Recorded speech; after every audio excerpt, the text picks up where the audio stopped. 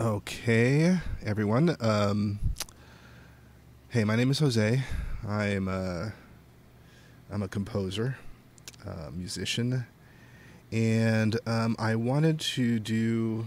I actually wanted to start the Facebook group because of some things that I observed happening in terms of getting the basic skills to actually, compete in today's really global marketplace.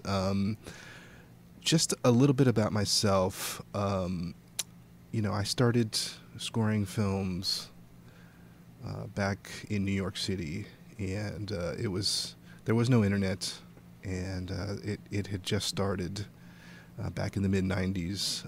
Nobody had internet access, save for a few, and it was all sort of text blogging, kind of pre-internet as we know it today.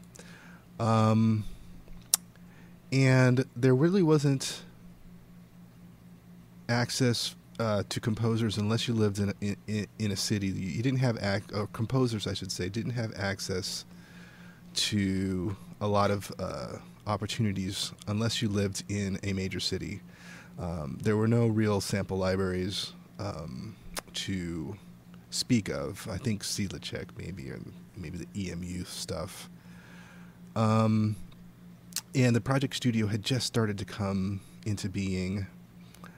And well, what I'm trying to say is that back then there wasn't a whole lot of um competition in terms of composers from every corner of the globe. You basically had your, you know, territory, I guess. Mine, I started in New York, and I was only competing against composers in New York, and there were no real ways to contact people except via phone and snail mail, and and so having access to the gear that you needed and the equipment that you needed in order to be competitive as a film composer, and to actually get work as a film composer was was limited. Um, that fast forward nearly 20 years later, and that is completely changed. You have access to actually anybody has access to everything these days. The only thing that seems to be, kind of out of people's reach financially is actually hiring a real orchestra, which actually is so far out of reach of most people that, the people that even hire you can't even afford an orchestra. So that's a little bit of where I'm coming from. I started as a classical musician, trained, and I was a performer, and I had a lot of friends that were performers, and basically my first film scores were people that, I knew, and we would get together and I would pay him $70 an hour or something, and we would record my film scores in studios, you know, and whatever we got, we got. And it was kind of understood that we were on a limited budget, and we were going to get what we got. These days, that is such a foreign concept that even composers coming up today don't even can't even relate to that particular style of working. These days, we have everything on computer. So I wanted to do some tutorials because I always promised myself that if I ever figured any of this stuff out, which I've spent a good part of the last 7 years doing, that I would pass it along to as many people who were willing to listen, just so that I could save them the pain and agony that I have gone through to even figure out even the minutest of knowledge of the use of this stuff. And I think it's something that is needed because a lot of times, I've heard a lot of composers, and some of them are very good, but there's always one area whether it be MIDI programming, sample mockups, or just, arranging, composing, the basics skills, or, doing synth programming, stuff like that. There's always one area or two that, a composer will focus on and kind of expect that the rest of the world is going to fall in line with the way that they view the world. And I don't say that to be, condescending or in any way, because I am the worst offender of that. I focused on orchestral composing with live orchestra players, what they call traditional arranging and composing. And I started off, actually being very successful, getting some pretty big arranging jobs because, I knew the orchestra, and at the time not so many people did. There was no way to mock up an orchestra convincingly, unless you were, like Hans Zimmer and could spend $300,000 or something getting, the London Symphony to sample, which is still mind-blowing to me. So there was no real way to mock it up, and the way the mock-ups that were out there were utterly horrible. And I just decided at that time, which probably wrongfully so, that I would have nothing to do with computers, synths, samplers, and I would just focus on live orchestra. Well, about 2002, I realized that was no longer viable. And it probably took me to 2005 to get my first computer set up with a sample orchestra that I thought was okay. That actually I thought was really, really good compared to what, I had dabbled with on my first film scores in the late 90s. And I started investing a lot of time and effort, mostly, not too much money because the stuff's a lot cheaper than it used to be, in trying to, express myself using VIs, computers, samplers, things of that sort. So again, basically what I wanted to do was, I had always promised myself, even back then, that if I could figure any of this stuff out, that I would try to set it so that I could teach people, how to use this stuff, just because I'm not a sadist. I don't believe that people should have to suffer, when it comes to using the equipment. Save the suffering for the actual expression in the music. But suffer I did. And if I can help anybody in any way to make this a little bit easier to learn for them, I am more than happy to do so. Well, anyways, so the first thing is, even though I'm a classically trained orchestral musician, the first thing I came across, of course, was the synthesizer. Actually, not true. I started dabbling with samples, and then I came across a synthesizer. But anyways, I realized that even samples have their basis in synthesis. And so I wanted to do a brief tutorial on the basis of synthesis. Okay, so let me just get started because I've been rambling for quite some time. Well, anyways, so this is a basic synth. It's called, if you can see on the screen, I'm shaking it. It's called Retrolog, and it's actually a plugin that's made by Steinberg. And it's actually a pretty good plugin. I wouldn't, go as far as to saying it's the best virtual synth I've ever used, but it's usable, and it is basic enough that it's easy to see what you're doing. And from this, you can go on to use more complex ones. Like learning how to, I actually learned in a program called Reason. Thor was the one that I spent most of the time learning how to program, but I didn't like the sound. So, but this is basically, Thor even more simple. So basically what you got is, we got a basic synthesizer. And this one has two oscillators and a sub-oscillator, a noise generator. and I'll go through each one and show you how to set up a basic patch. So first thing I do is middle C. That kind of is like my sort of guidepost. This is, you know, if I can get it to sound good on middle C, I can get it to sound good in other stuff. And so I use this as a guidepost, and I set, you know, if you look over here, you got octave.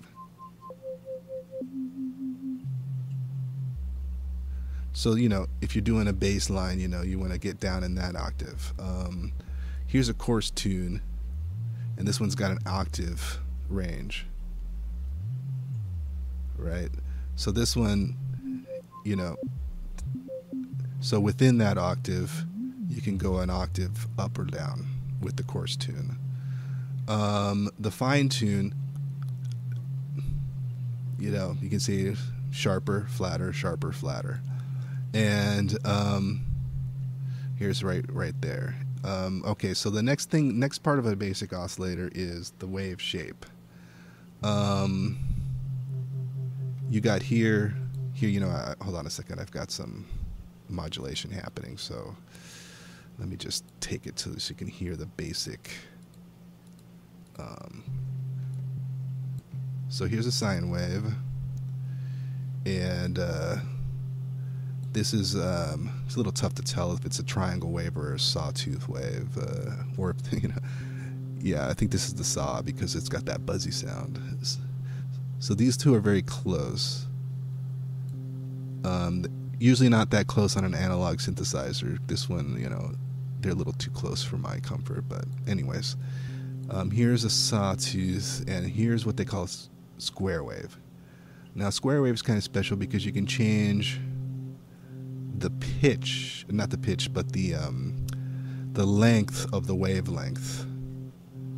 You know, this is like, you know, you can go closer together or farther apart, you know, and so you're actually taking this square wave and you're like stretching one side of it or stretching the other side, and it shapes the wave. So you see that, that's kind of cool. And this one's kind of good, you know, for starting basic sort of bass sounds, which is, you know, you see that, like, it's got a real beefy, let me turn it up a little bit, it's got a real beefy bass sound. And the other one's, you know, nice, you know, low but a little softer, these. And, you know, this one's got a little edge, but this one's got a real square, you know, brrr sound to it. And so I use a square wave a lot for bass sounds, and that's actually what I'm probably going to start to build.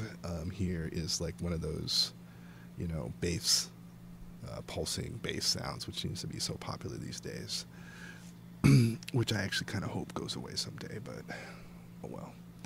So, okay, so you pick your octave. All right, and this is a good one because it's nice and low. It's not middle C, it's like an octave below middle C. And so you can get down, you know, down there, you know, like that. Alrighty, so now that you got the basic sound that you want, and let's hear this a little more freaky right there. Yeah, I like that. Alright, so now that you got the basic sound that you want, you've got a couple of options here, and this is where the synth programming gets to be kind of fun. On a lot of synths, there's, you know, one by UHE that's very popular. They've got Zebra. Yeah, Zebra. I don't actually own it because everybody owns it, and I'm just stubborn that way. But you've got the option of having multiple oscillators, even on one oscillator, which is kind of interesting. You can take it from any number of oscillators, you know, and if you get too many, they start to cancel each other out, and you get that weird overtone. But if you bring it down, you can have that overtone and the pitch, and then you can detune them. And so you get kind of this, you know, really cool wobbling, out of tune bass sound, you know, which is just, you know, is just massive. is just massive for a VI. You know, I just think that that is like the most incredible thing about soft synths, is that you have really a lot of flexibility with them. Now, granted, you know, I'm building a modular too soon, so it's you know, I like the sound of analog better. Just my old ears, I guess, just got used to the sound of actual electricity, you know, going through some amps and stuff. And but anyway, so let's see here. All right, so yeah, I don't know if you could hear me while I was doing that, but oh well. So okay, so all right, so the thing is, on synth, you've got a couple of what helps me, and I've never read this anywhere, and that's, I think, kind of, you know, maybe a little bit of a disconnect between the people that actually know how to use this stuff and the people that actually create using this stuff, is that the people that know how to use this stuff generally tend to be very technical, and the people that create, you know, couldn't be bothered. And again, I don't mean that to be condescending, because I couldn't be bothered for the longest time. And so I wanted to kind of do this, you know, in a way that was creative, you know, that you were actually trying to create or elicit an emotion in people through your music. And it actually starts with the actual, from the very, very start. You know, you got to have something in mind that you want to do. This one's pulsating low bass, you know, the kind of gut-wrenching bass. And so it's almost like just even messing with the oscillator, it's like almost, you know, it's almost there, you know. It's so, okay, so you have two things that kind of help me to understand the synths. One is a sound source, which is the oscillator. You know, why they called it oscillator and not just, you know, sound source, I have no idea, but took me probably like a year to sort of figure out that, you know, oscillator meant sound source. Because I guess, you know, it's an oscillating waveform. So you have sound source and you have sound shapers, sound modifiers. I think is the best way to, so they modify the sound in some way, the original source sound. So if you're going back to old analog stuff, the oscillator is, you know, an electrical wave, a sine wave, square wave, sawtooth, whatever. And I would get into how, you know, everything is really a sine wave, just modified, but that's just too geeky. So you have sound sources, different waveforms, and then you have ways to shape the waveform. All right, this one is called a low-pass filter, and you have different filters, and a low-pass filter basically sets a point, and you could cut off the high end, right? So here's the high end, all in, all the way to, I think it goes up to 23 hertz. So it's all in, or 22 hertz. So it's all in, right? And here's all gone. So it's sounding, but the filter has cut off everything above 10 hertz, so you can't hear anything, right? So as you bring it up,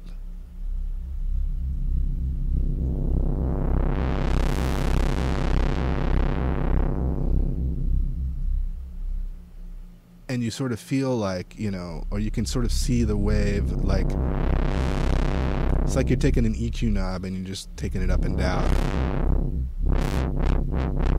And so, and here's actually the, you know, that's actually here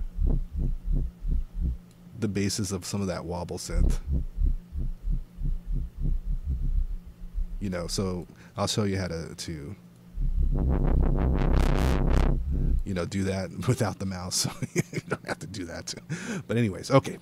So then the envelope, envelope is another sound shaping device, and you can set an envelope on just about anything, and it's envelope means something over time. Something is changing over time, whether it's attacking the attack, the sustain, the decay, and the release. And that's what this stands for right here. You know. Okay, so this one, if I set Okay, so this one tells you how much of the envelope you want to use on your filter. And remember, this is filtering out the oscillator. So let's say, okay, so that envelope here is telling me, okay, I have the attack set to 30,000 milliseconds. I don't know, which is about 3 seconds, I guess. And I have it all in. So this thing will start to kick in, as you can see the wave, gradually over 3 or 30,000 milliseconds.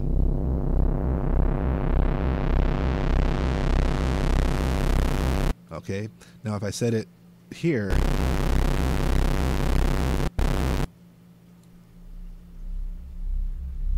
okay, you see that one? That's more obvious. There we go. So it's actually taking this filter knob and it's turning it up for you.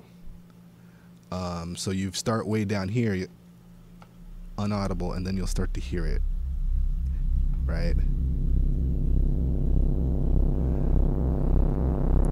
All right. All right. So yeah. So it's taking this filter knob and it is turning it up like that. Only you can't see it doing that. It's doing it internally. Okay. So here's like a negative envelope. It's like,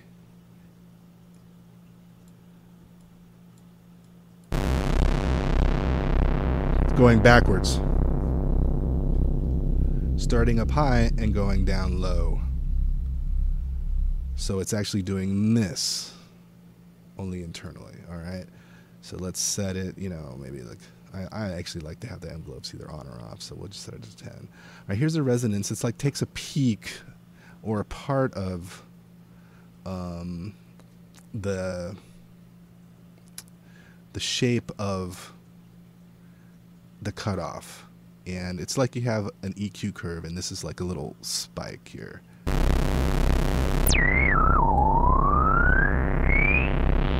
More.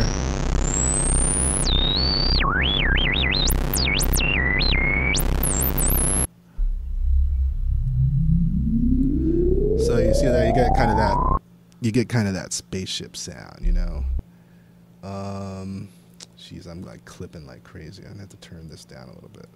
So you get like a, you know, and it kind of sounds like one of those old style radios. You've got the resonance. It's peaking at a certain frequency, and that frequency is determined by the cutoff. So it's like a kind of a fixed thing.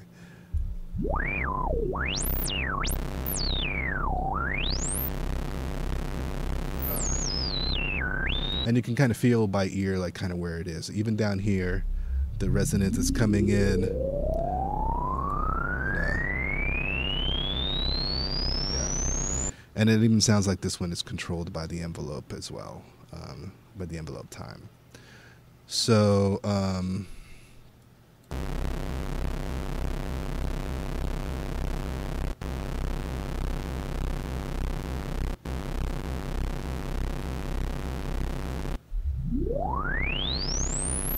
yeah, and it quickly goes out of range when you have the attack set quickly. Goes out of the audible range, at least mine, anyways.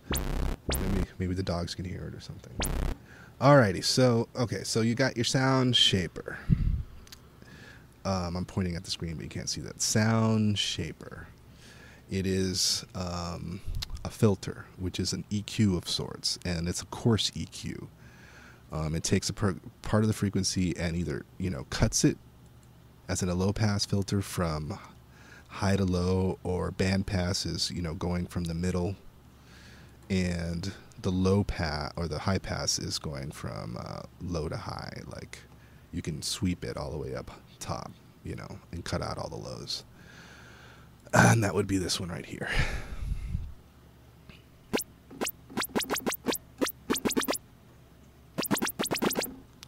Okay, so, all right, so back to our pulsating bass idea. Okay, first of all, want a little bit of resonance, not a whole lot, just to give it a little bit of flavor. Want a low pass filter because that's gonna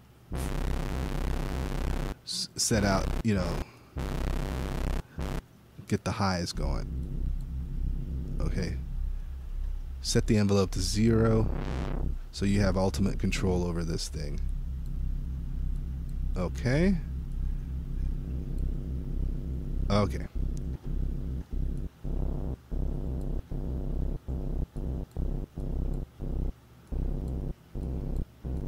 Okay.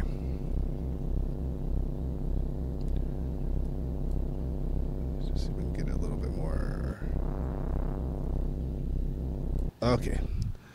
So, all right. So then you have another sound sampler. This is the amplifier. This is where you plug in and actually the sound comes out to your speakers. It's a traditional amplifier. And what you got here is another envelope. Okay, so you've got, this is your main sound shaping envelope. This is what controls the volume. And if I set it high, the attack is very slow. If I set it low, the attack is very quick, right? Okay, this is decay, and this is sustain. Okay, so this is no sustain, full sustain. Same thing here, over time. But you can see that it starts to, if you just have the decay, it just starts to decay more slowly. And this one actually sustains it.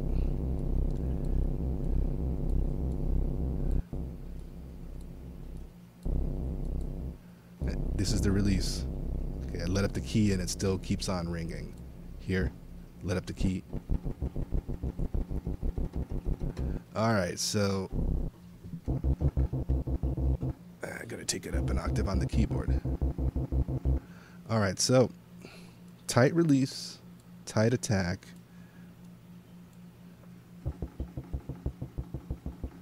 And then you've got that, I mean, I hate to use names, but it's the Zimri bass, you know, the Batman-y thing.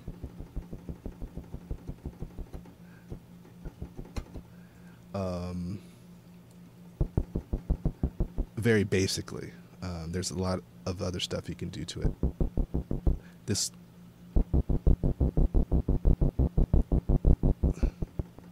see, moving up the decay.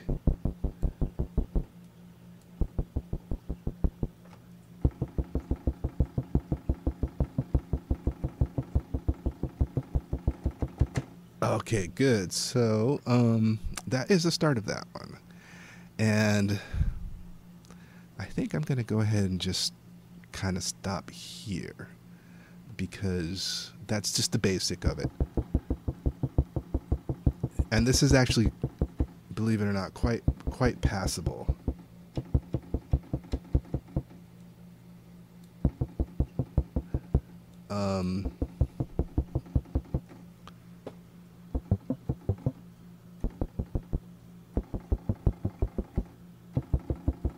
Seems to sound great around this year for some reason.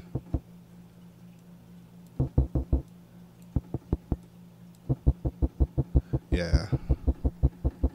Plug up the attack just a little bit, and you got like a nice sort of like ramp up, so it's not so pick. All right, so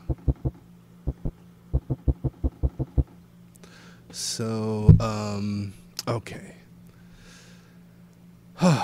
Yeah, I think that's a good place to stop because it could go on forever. I could bring in another oscillator to help detune it a little more.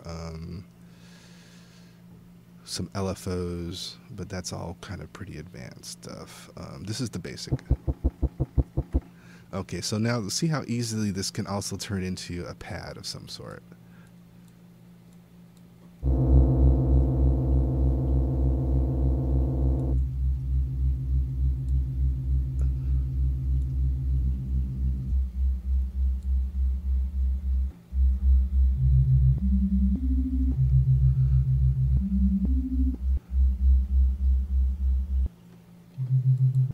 Alright, so I'm just going to try to... There we go.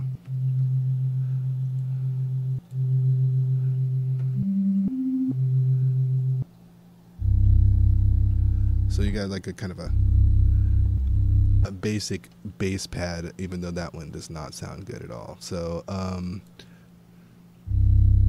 yeah, it's a little cleaner. And what I would do for a pad like that is you need another oscillator. So I've turned on the second oscillator, giving me kind of a slightly different wave shape. Actually, I'm going to go with a square wave. I'm going to detune it just slightly. And then you start to get like a, starting to clip again, sorry. You start to get like a kind of a,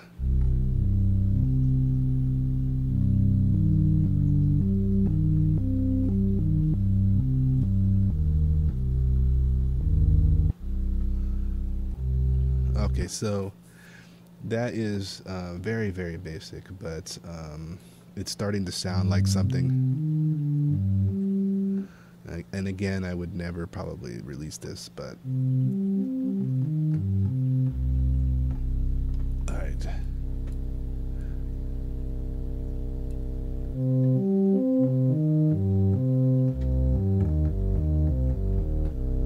So yeah, it's kind of like sounding like a little old school, but it's the basis of a pad.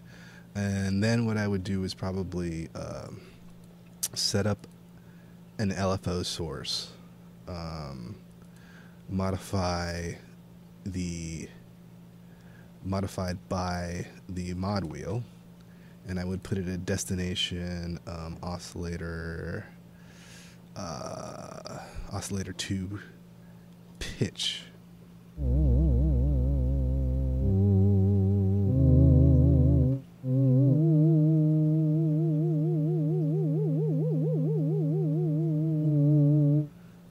Yeah, that's kind of a little bit too obvious, so I would go with maybe wave shape, oscillator 2 shape.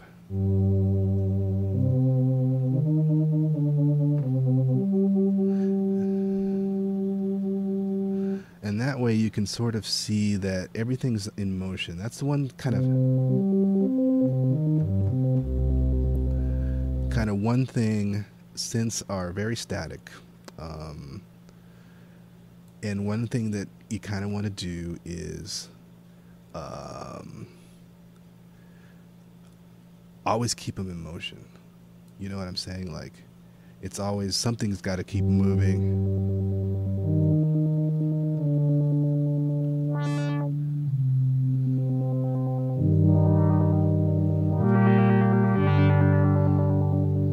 You know, something's got to always move.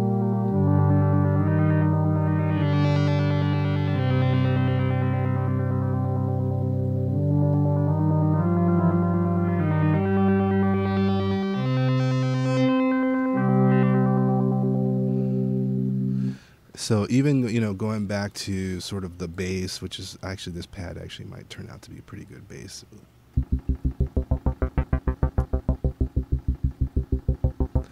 You see, like, if you could, I put the cutoff and I'm manually moving the cutoff.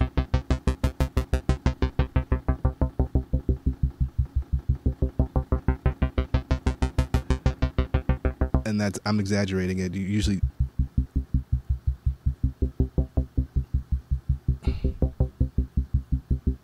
you know, keep it tasteful. And that's that, man. I probably showed you more than I intended to, just because you just, you know, get into so much stuff. But anyways, the basic philosophy is, and a lot of orchestral composers don't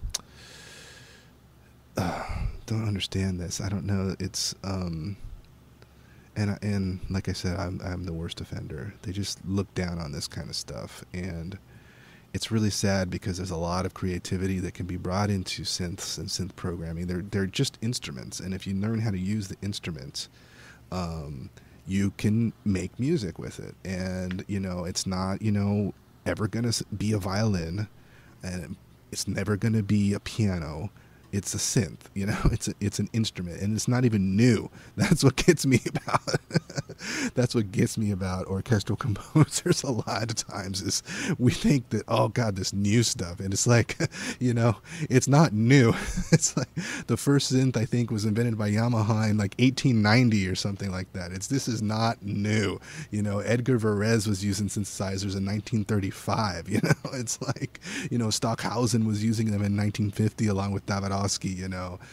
This stuff is not new. It's over a century old now. So it's about time that we, as, you know, orchestral composers, kind of take it into the fold and be like, yeah, no, it's not acoustic, but it can be made acoustic. You can easily set this up, you know, your computer or whatever, on a stage, you know, put an amplifier to it, and it can be an acoustic instrument, and it can be played just like any other instrument. You know, and so, you know, it's like, you know, I mean, I get off, and sometimes people think I sound arrogant, but I'm really not arrogant. Actually, I'm probably the opposite of arrogant. I'm actually very, very passionate about it, and I've been supremely insecure about my abilities to use computers, and it took me a long time. I'm 45. I bought my first synthesizer when I was 25, and I never used the damn thing until I was 40.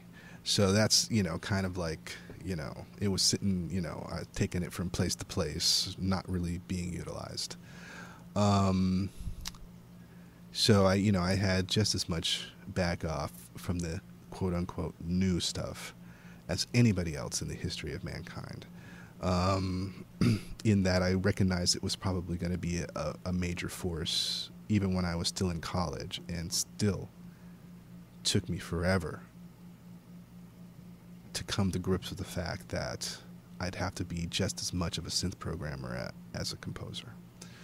So, actually even more so. I hope this was helpful. I know I rambled. I have no format for this kind of stuff, and the basic thing that I always go back to is everything flows from a basic, and the basic on synths is there's a sound source, and everything else is a sound shaper. Everything else is made to shape that original source, and everything in some way or another is modulating that original oscillator or oscillators, multiple oscillators. And it's just like, you know, a river flowing through a channel, in that it hits something and then it changes shape. And that's like probably the best analogy, is like the sound source hits a filter and it will change the quality of the filter, or I mean of the sound source. Whether you're wiping out the highs or boosting the mids or cutting the mids or wiping out the lows, it's changing the way that river flows from the oscillator to the amplifier, which is actually the thing that you can actually hear the sound with right here, the amplifier. So think of it like a river. Here's the oscillators, and it goes to the filters, and here's, you know, you can change the shape of your filter too, and then it goes through the amplifier and you can hear it. And all this stuff down here, all this little, you know, stuff, the routing, the matrix, and, you know, which a lot of composers have complete back off on, all it is it's you're plugging into the flow of the sound and you're modifying something. And so this one I have set to the mod wheel. If you can see, I'm moving my controller and the mod wheel is moving up and down right here, right? Oh, sorry, I got it. Here, so this is like a vibrato, you know. I'd probably do it a lot faster. You know, and again, that's just a basic synth sound. There's nothing special about this thing, so don't be, you know, thinking that this is some great patch or whatever.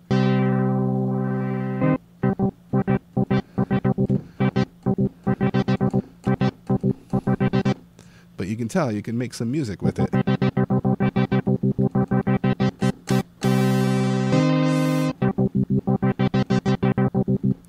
And then again, you know, the kind of the most common thing these days is the sort of like this, you know, sort of pecky-ish, which you can set up on a sequencer, you know, either MIDI sequencer or just, you know, whatever sequencer you use, and just, you know, like you're doing a score and there's some tension, and it's like, and you're just modulating the filter just a little bit, and it's perfectly passable. It's not great, you know, there's a lot of other stuff that you can do to make it more interesting, have more depth, but you know, it's, you know, if I can't even count the number of TV scores that I've heard, you know, just using this, you know, for a minute, you know. Another cool thing is, here I am, I'm like rambling again. You've probably already turned me off like half an hour ago. Delay. You have an effect, delay. And delays are kind of cool because you can sort of, you know,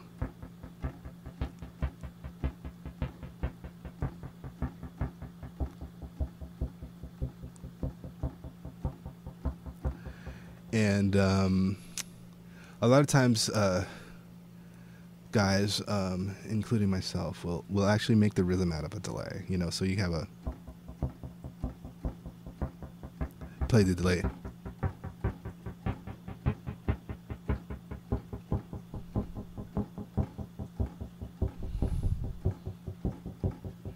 Yeah, so give it a little less attack, a little more ramp up, and maybe a little bit more.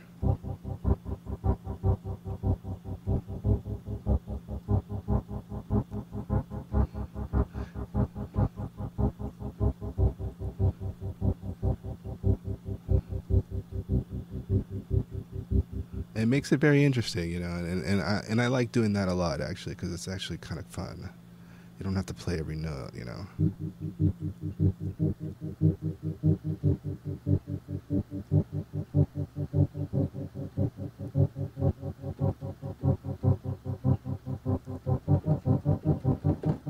You know, that kind of stuff. And, you know, you can do a lot to the delay to make it, you know, more interesting.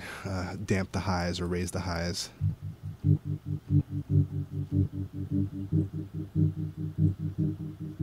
You can change the time to like a more kind of bouncy, you know. That's a little bit too short of a delay. Yeah, let me read this one.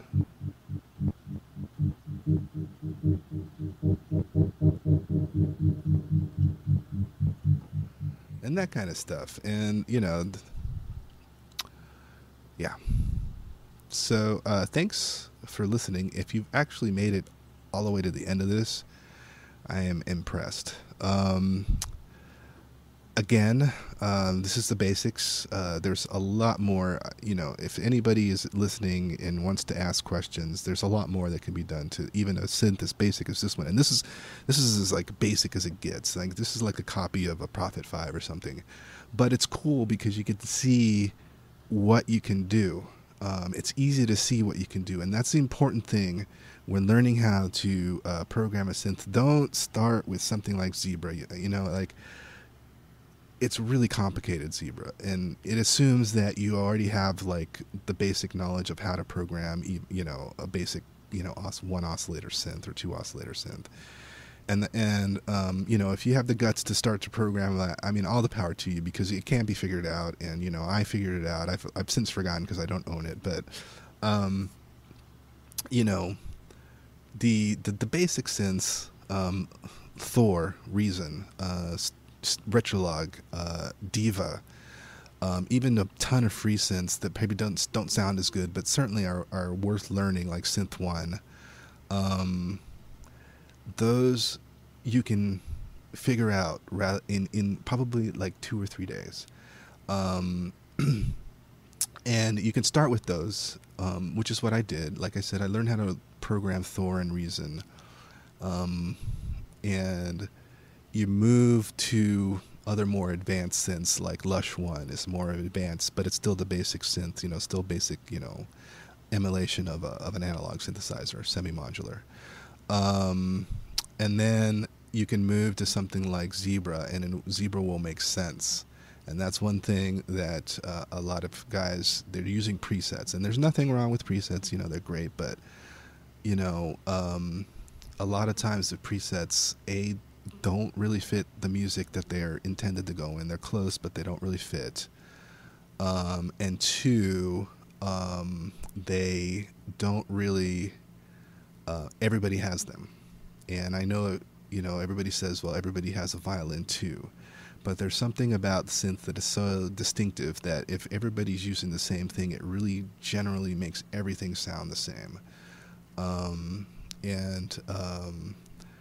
If you're doing a high profile gig, the last thing you want to do is sound like the guy that's next to you. If you're doing like a lot of library work and it really doesn't matter, your name's not attached to it or whatever, it's different. If you can find a synth, that has a preset, but I swear to God, it takes me more time to go through thousands of presets on every synth to find the right one than it does just to build a patch. And this, while I've been talking, I've got a basic patch. It's not a great patch, but, with another 30 minutes of work, I could make this into a really, really great patch. And, a lot of times I've spent a day looking for the right preset. And then tweaking that preset, trying to figure out, well, how was this preset programmed and how can I make it fit my music? And finally I just got to the point where I was like, we just learn how to program this thing. And I'm glad I did, because, the first 3 days were total torture and everything I did was rejected by everybody. But then, after a while, stuff started being accepted. And, kind of the keys were, everything's got to be in motion. It's expressive. It's not just a dead sound. So you do things like tiny filter cutoffs, pitch raising, stuff like that. You modulate the sound source. And that's what the modulation means. You're changing the sound source over a period of time. All right, thanks. Bye.